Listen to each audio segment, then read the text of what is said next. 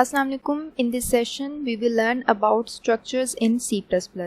Structures क्या होते हैं? Structures is a collection of multiple data types. Structure में आप एक से ज़्यादा data type की values store करा सकते हैं. जैसे आपके पास एक simple variable होता है, उसमें आप किसी एक data type की एक ही value store करा सकते हैं. इसी तरह आपके पास फिर अरेज आती हैं. अरेज में आप मल्टीपल वैल्यू स्टोर करा सकते हैं, लेकिन वो भी किसी एक डेटा टाइप से ही बिलोंग कर रही होती हैं. अब स्ट्रक्चर्स में क्या होता है? स्ट्रक्चर्स में आप मल्टीपल वैल्यू स्टोर करा सकते हैं that belongs to different data types. Means आप डिफरेंट डेटा टाइप जिसमें इंटीजर है, फ्लोट है, कैरेक्टर है, उन सब की वैल्यूज इनपुट ले सकते हैं स्ट्रक्चर्स के अंदर. एक स्ट्रक्चर डिफाइन कर देते हैं और इन सब वैल्यूज़ को आप उसमें इनपुट ले सकते हैं. जैसे फॉर एग्जांपल अब एक स्टूडेंट है, ठीक है. अब स्टूडेंट के सबसे पहले स्टूडेंट का नेम है, स्टूडेंट की आईडी है, देन स्टूडेंट के मार्क्स आ जाते हैं, स्टूडेंट का ग्रेड आ जाता है. आप देखिए इन सारे जो इसकी स्टूडेंट की प्रॉपर्टीज़ हैं उन सब की डेटा टाइप डिफरेंट है, ठीक है. तो इसलिए हम एक स्टूडेंट का स्ट्रक्चर डिफाइन कर सकते हैं जिसके अंदर हम ये सारी डेटा टाइप्स डिफाइन कर सकते हैं और फिर हम किसी भी स्टूडेंट के लिए वो वैल्यूज़ जो हैं वो इन डेटा टाइप्स की इनपुट करा सकते हैं. अगर आप स्ट्रक्चर के सिंटैक्स की तरफ आएँ, अच्छा सबसे पहले जो है आप स्ट्रक्चर की डिक्लेरेशन करते हैं. स्ट्रक्चर की डिक्लेरेशन आप जो मेन की जो बॉडी है जब फिनिश हो जाती है मेन की बॉडी से बाहर करते हैं, ठीक है. ये मेन के अंदर आपने स्ट्रक्चर को डिक्लेयर नहीं करना होता, मेन से बाहर करना होता है. सबसे पहले स्ट्रक्ट का कीवर्ड, उसके बाद जो भी आपने अपने स्ट्रक्चर को नेम देना होता है आप वो नेम डिफाइन करते हैं. उसके बाद स्ट्रक्चर की आप बॉडी स्टार्ट करते हैं, ठीक है.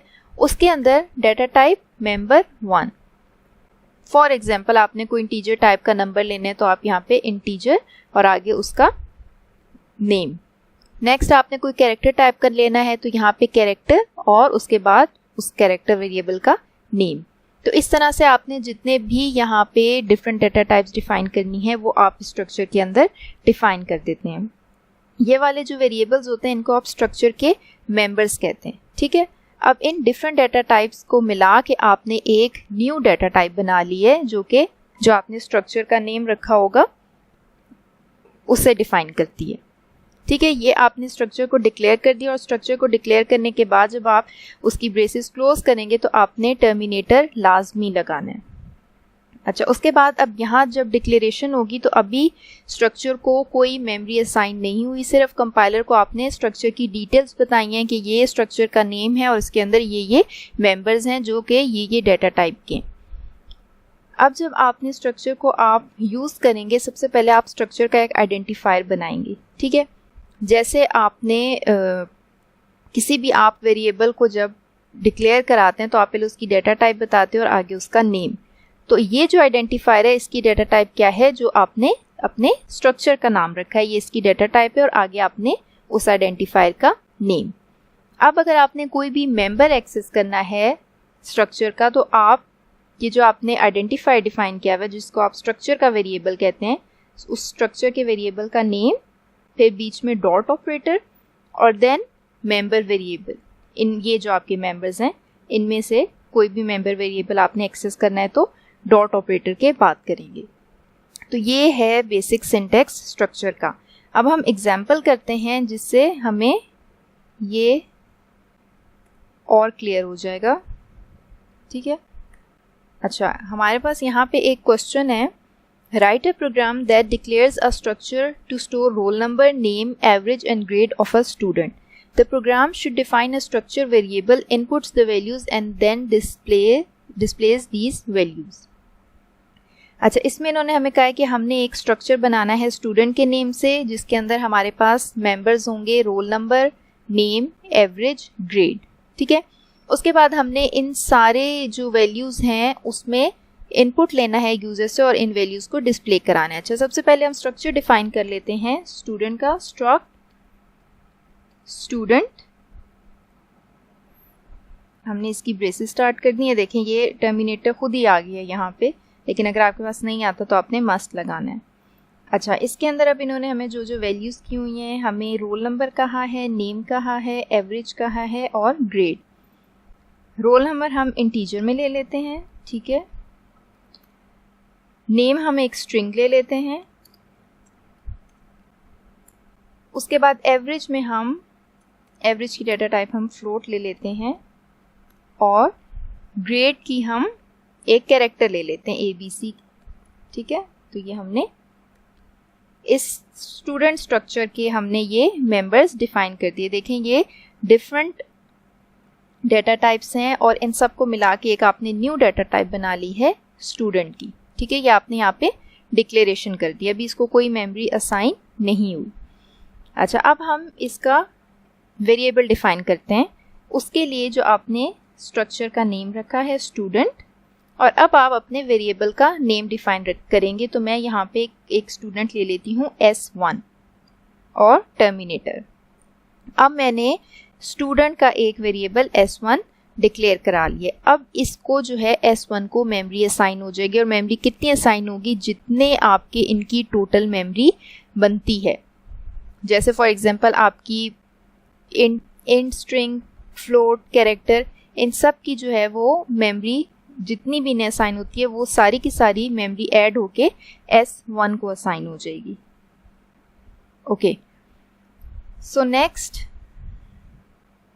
आपने वेरिएबल डिफाइन कर दिया। अच्छा, अब आपने उसके मेंबर्स को एक्सेस करना है। फॉर एग्जांपल मैं कहती हूँ कि मैंने रोल नंबर असाइन करना है S1 को, तो S1 dot roll number equals, for example इसका रोल नंबर है 1। देन मैंने इसको नेम असाइन करना है S1 डॉट नेम। ये मैं स्ट्रिंग लूँगी तो मैं डबल कोट्स में लिखूँगी, इसका नेम है स्टूडेंट का अली। देन S1 की एवरेज ले लेते हैं। एवरेज फॉर एग्जांपल उसकी है 70।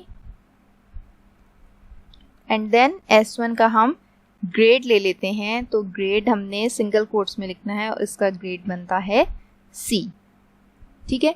ये हमने एक S1 जो है वो हमने वेरिएबल लिया है स्टूडेंट का, और उसकी हमने सारी वैल्यूज़ असाइन करती हैं, ठीक है। अब आप इनको सी आउट करा सकते हैं। सी आउट भी इसी तरह आपने डॉट ऑपरेटर्स यूज़ करके ही कराना है। S1 dot roll number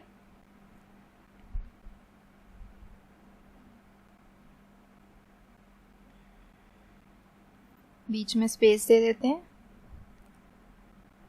S1 dot name, S1 dot average,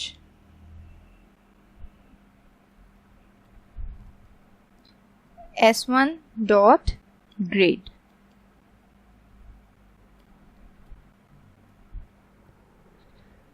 okay, so ये वाली सारी वैल्यूज़ हमने सी आउट करा ली हैं। अच्छा, ये जो हमने स्ट्रक्चर डिक्लेयर किया है ये हम मेन से पहले करेंगे ताकि कंपाइलर को पता हो कि इस नेम का हमने कोई स्ट्रक्चर डिक्लेयर किया हुआ है, ठीक है। मेन से पहले आपने स्ट्रक्चर को डिक्लेयर करना है। अब हम इसको रन करके देखते हैं। ये देखें, ये सारी वैल्यूज़ जो मैंने S1 की डिफाइन की थी वो सारी वैल्यूज़ प्रिंट हो गई हैं। अभी हमने सिर्फ एक S1 जो है वो वेरिएबल लिया है। अब मैं अगर इसी तरह एक और वेरिएबल लेना चाहूँ तो मैं साथ ही इसके S2 भी डिक्लेयर कर सकती हूँ, और मैं इसी तरह S2 में भी वैल्यूज़ स्टोर करा सकती हूँ। Roll number equals to 2, S2 dot name equals to Hamza, S2 dot average equals to 80, S2 dot grade equals to B, ठीक है। अब आप ये सारी वैल्यूज़ को सी आउट करा लें S2 की।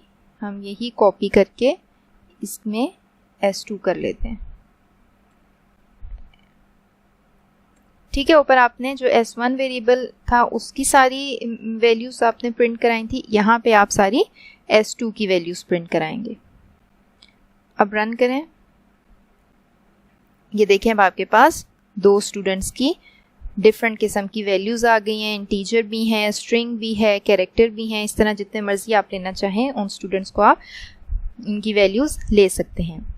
अच्छा, इसमें एक और चीज़, अगर कोई भी फॉर एग्ज़ाम्पल यहाँ पे पॉसिबल नहीं है कि किसी 2 स्टूडेंट्स का सेम डाटा हो, लेकिन जस्ट फॉर एग्जांपल अगर आपने एक पूरे वेरिएबल का डाटा जो है वो दूसरे वेरिएबल में स्टोर कराना हो, जैसे इधर पे हमने S1 की सारी वैल्यूज़ दे दी हैं, ठीक है।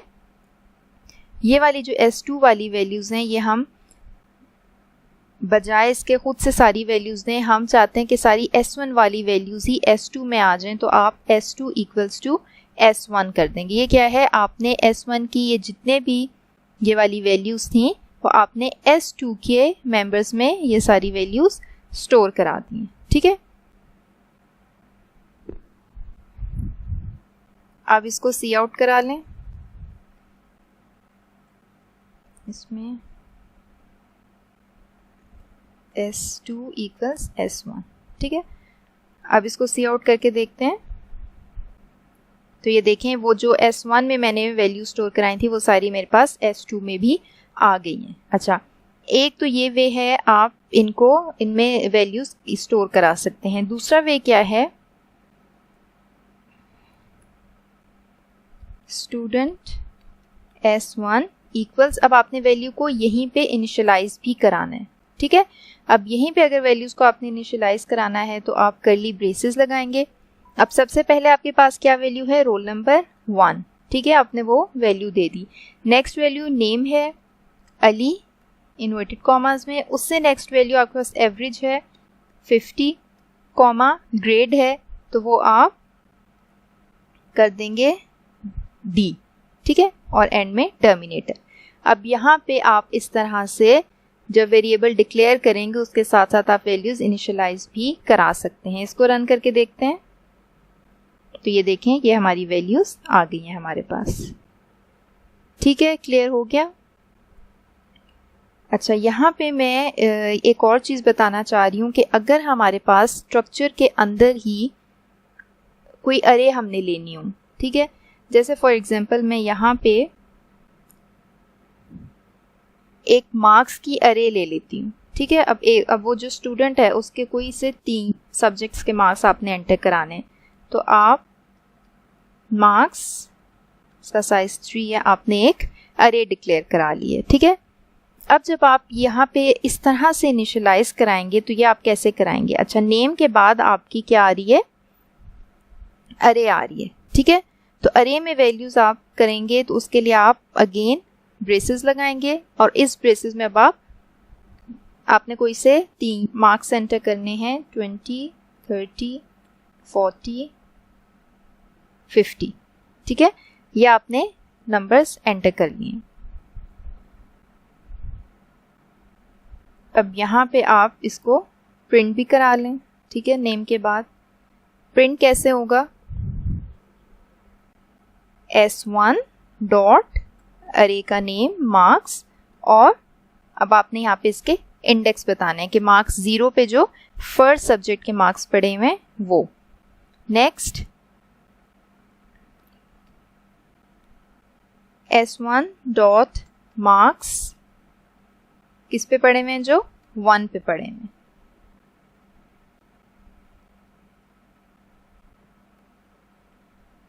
ठीक है। अभी फॉर एग्जांपल हम 2 सब्जेक्ट्स के ही मार्क्स प्रिंट करा रहे हैं, जो 0 पे पड़े हैं और जो 1 पे पड़े हैं, ठीक है। अब हम इसको रन करके देखते हैं। अच्छा, हमने साइज जो है वो 3 लिया है, तो हम यहाँ पे 3 सब्जेक्ट्स के मार्क्स ही एंटर कराएंगे। मैंने बाय मिस्टेक 4 करा दिए थे,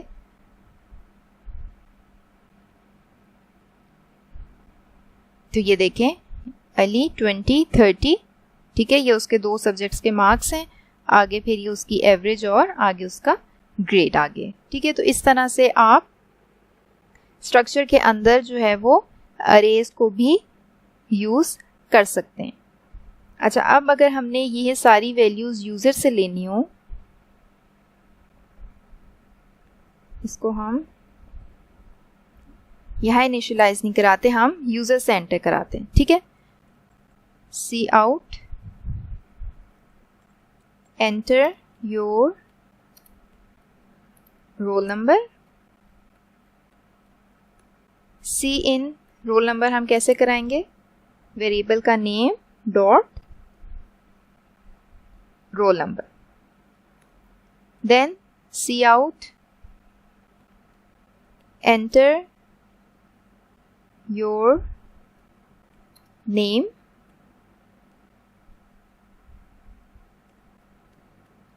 सी इन क्या कराएंगे हम, S1 डॉट नेम। देन अब आते हैं marks. C out enter marks of 3 subjects.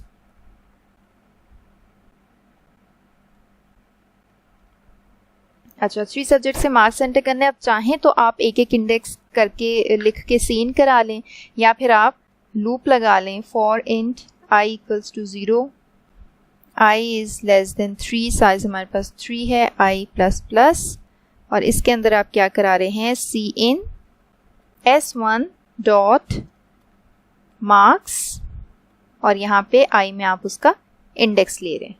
ठीक है, जब 0 होगा तो मार्क्स 0 पे पहले मार्क्स सेव हो जाएंगे, 1 होगा तो सेकंड मार्क्स मार्क्स 1 पे हो जाएंगे सेव, और जब 2 होगा तो आपके थर्ड सब्जेक्ट के मार्क्स इसमें सेव हो जाएंगे। नेक्स्ट है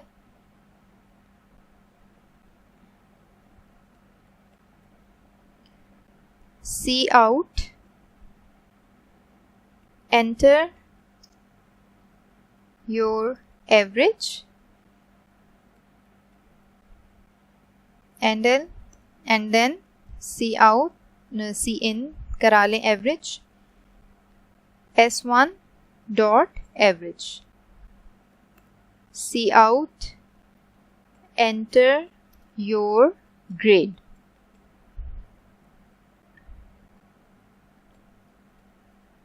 तो यहाँ पे आप सीन करा लें S1 डॉट ग्रेड। ठीक है, एंड में आप ये सारी वैल्यूज जो हैं वो सी आउट करा दें। अच्छा, यहाँ पे मार्क्स 2 भी सेव करा लेते हैं, S1 डॉट मार्क्स, जो कि 2 इंडेक्स पे पड़े हैं। अब हम इसको रन करके देखते हैं। Okay, enter your roll number 1, enter your name Ali, enter marks of 3 subjects 40, 50, 70, enter your average 5.9, enter your grade B।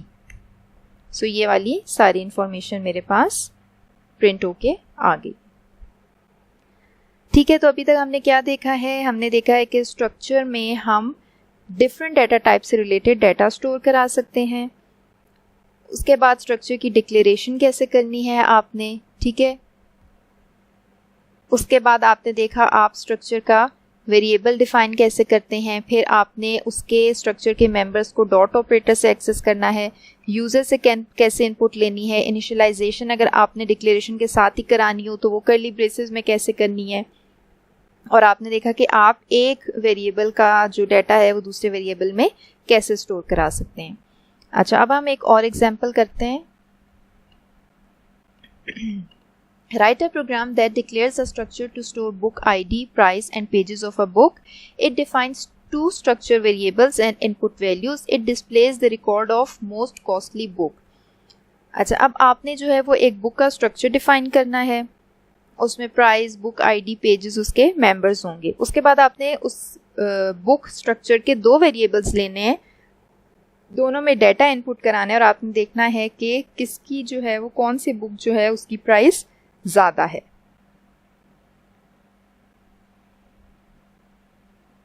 अच्छा, सबसे पहले मेन से ऊपर हम अपना स्ट्रक्चर डिफाइन करते हैं। स्ट्रक्ट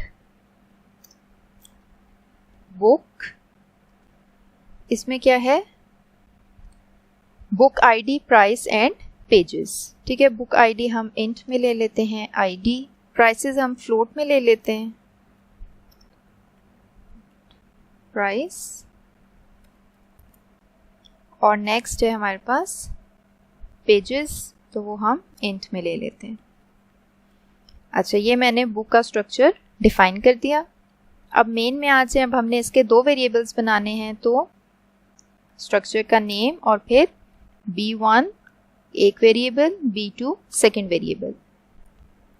अच्छा, अब हमने यूज़र से वैल्यूज एंटर करानी है, C out, enter ID, price and pages of book 1। इसमें आप सीन करा रहे हैं। अब आपने B1 से एक्सेस करना है उसके मेंबर्स को, B1.id।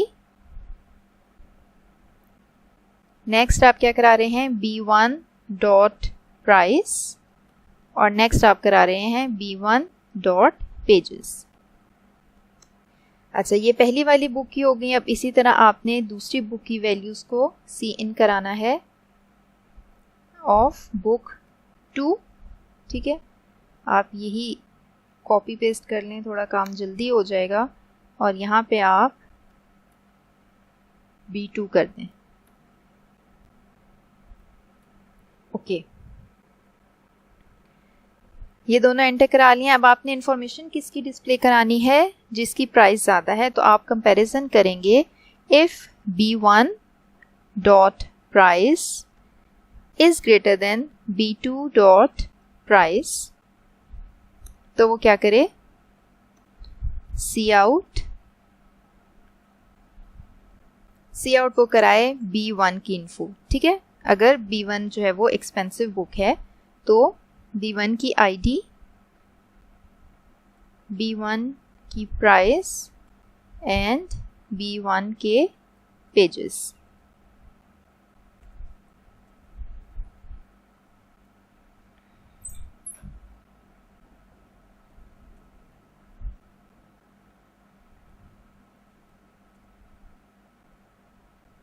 पेजेस, ठीक है।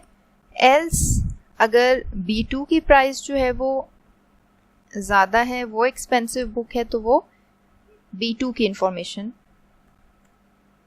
डिस्प्ले कराए, B2। ओके, सो इसको रन करके देखते हैं।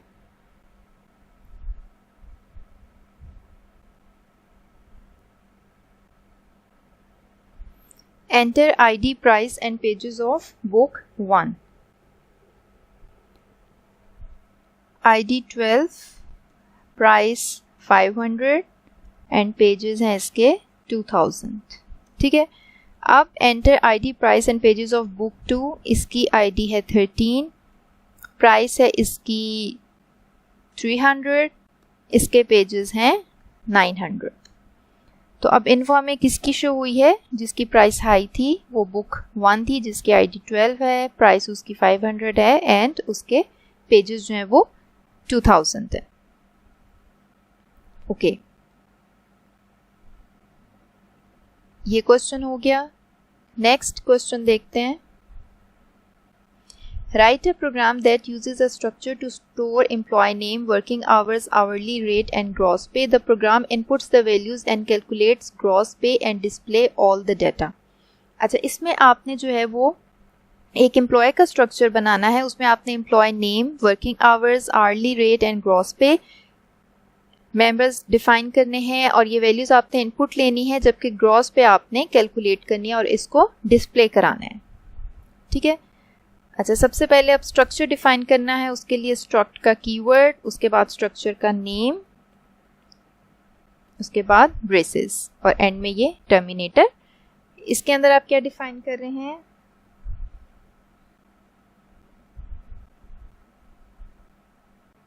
Employee name, working hours, name हम स्ट्रिंग में ले लेते हैं।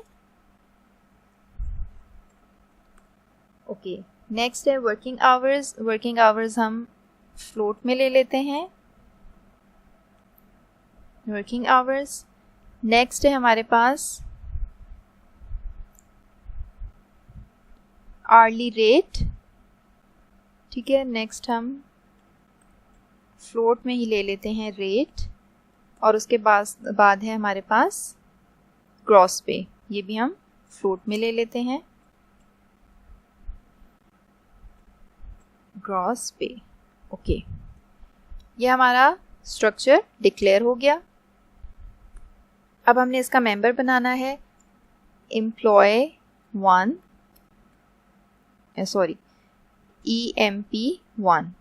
ये हमने एक इसका वेरिएबल डिक्लेयर करा लिया। अच्छा, अब ये वैल्यूज़ जो हैं वो हमने इनपुट करानी है, तो हम सी आउट करा देते हैं enter employee name, then working hours, then rate and gross pay। ये hourly rate है, हम यहाँ पे hourly rate and gross pay।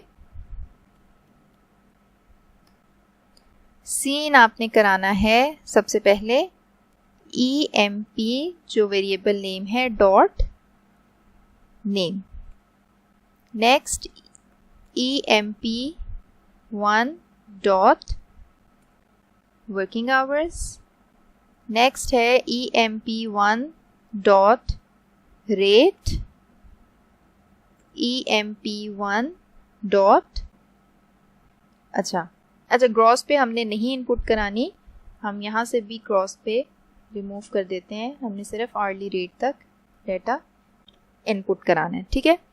ये तीनों चीज़ें इनपुट हो जाएंगी, हमने फाइंड आउट करनी है EMP1 डॉट ग्रॉस पे। ये आपकी EMP1 डॉट जो उसके एम्प्लॉय के वर्किंग आवर्स हैं उनको मल्टीप्लाई करेंगे हम उस एम्प्लॉय के रेट से, तो ये हमारे पास एम्प्लॉय की ग्रॉस पे आ जाएगी। एंड में हम ये सारी वैल्यूज़ जो हैं वो सी आउट करा लेते हैं। सबसे पहले क्या है, एम्प्लॉय का name dot name space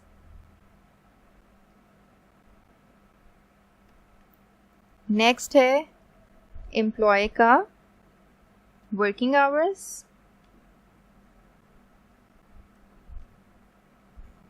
next है एम्प्लॉय के रेट,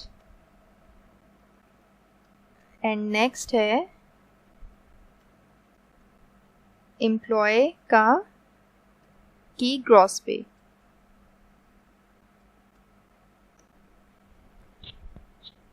ओके, सो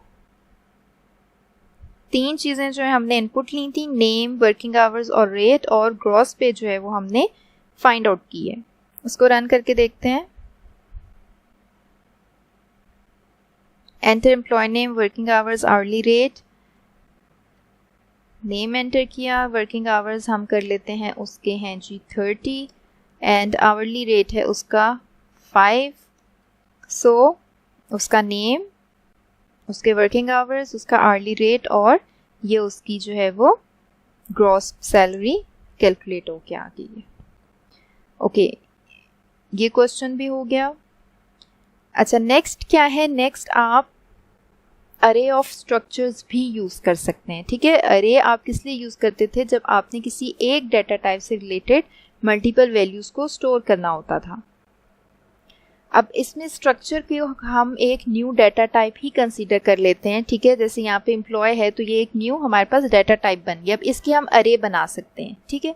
हम ये जो बुक वाली एग्जांपल है इसी में एग्जांपल लेते हैं। अब यहाँ पे जब हम वेरिएबल्स डिफाइन करें, फॉर एग्जांपल मैंने 2 बुक्स का डाटा लेना है, तो मैं यहाँ पे एक वेरिएबल डिफाइन करने के मैं अरे बना लेती हूँ स्ट्रक्चर की, ठीक है। B2, ठीक है। तो यहाँ पे मैंने स्ट्रक्चर की अरे डिक्लेयर कर दी है। अब इसमें आप डाटा कैसे लेंगे, इसमें हम डाटा लूप के थ्रू लेंगे, ठीक है। हम यहाँ पे लूप लगाते हैं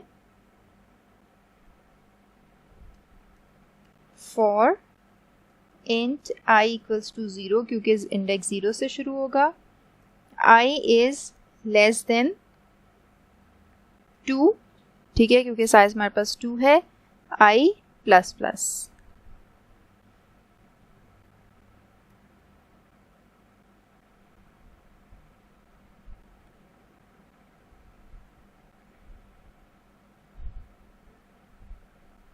यहाँ तक हम कर लेते हैं, ये वाला पार्ट हम अभी निकाल देते हैं। Okay, so enter ID, price and pages of book. अब हम यहाँ पे आई लिख देते हैं, क्योंकि आई में ज़ाहिर है एक एक का इंक्रीमेंट होता जाएगा तो वो आगे चलती जाएगी। अब यहाँ पे आपने, क्योंकि ये अरे है बी, तो आप यहाँ पे इंडेक्स डिफाइन करेंगे, ठीक है, ये आपने इंडेक्सेस डिफाइन कर दिए। अब आपको ये बार बार स्टेटमेंट लिखने की ज़रूरत ही नहीं है, जितने मर्जी आप बुक्स का डाटा लेना है आप वो सारी जो है वो उतना अरे का साइज डिफाइन कर देंगे और सिंपल एक लूप के साथ आप वो सारी वैल्यूज जो हैं वो इनपुट करा सकते हैं, ठीक है। अब यहाँ पे क्या होगा, जब आई की वैल्यू 0 होगी तो इनिशियली जो B0 में, ठीक है, जो अरे होगी उसके 0 इंडेक्स पे आईडी होगी, उसकी प्राइस और पेजेस सेव हो जाएंगे। नेक्स्ट क्या है, आई की वैल्यू 1 होगी तो B1 वाले इंडेक्स पे नेक्स्ट बुक का सारा डाटा सेव हो जाएगा। अब हम इसको आउटपुट भी करा लेते हैं, for int j equals to 0, j is less than 2, j plus plus,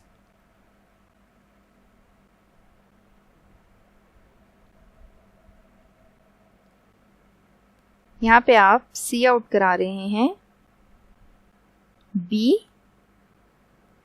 j dot id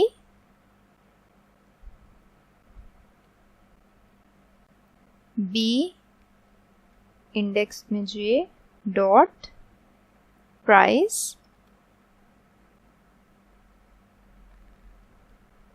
and b j dot pages.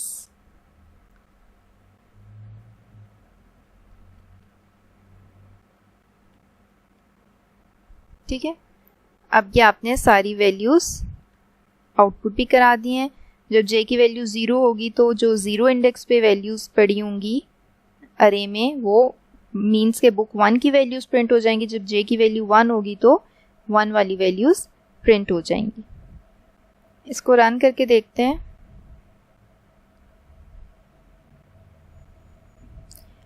Enter ID price and pages of book, I आ रहा है यहाँ पे।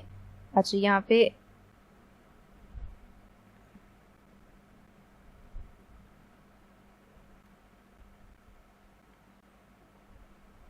Okay, now enter ID price and pages of book 0, ठीक है, 12 ID है, 600 price है, pages उसके 5000 हैं। ID price and page of book 1 की जो आई की वैल्यू जो है वो चेंज हो रही है, वो ही यहाँ पे शो हो रही है। सो आईडी 13 है, प्राइस इसकी 1200 है, पेजेस इसके 6000 है। तो ये दोनों बुक्स का आपको डाटा भी शो हो गया। तो यहाँ पे तो सिर्फ मैंने 2 बुक्स ली हैं, लेकिन आप जितनी मर्जी चाहें यहाँ पे बुक्स का डाटा लूप्स के थ्रू आप एंटर करा सकते हैं। तो आप इस तरह से स्ट्रक्चर की अरेज भी बना सकते हैं। सो इस सेशन में हमने स्ट्रक्चर को डिटेल में देखा है। नेक्स्ट टाइम तक अल्लाह हाफिज़।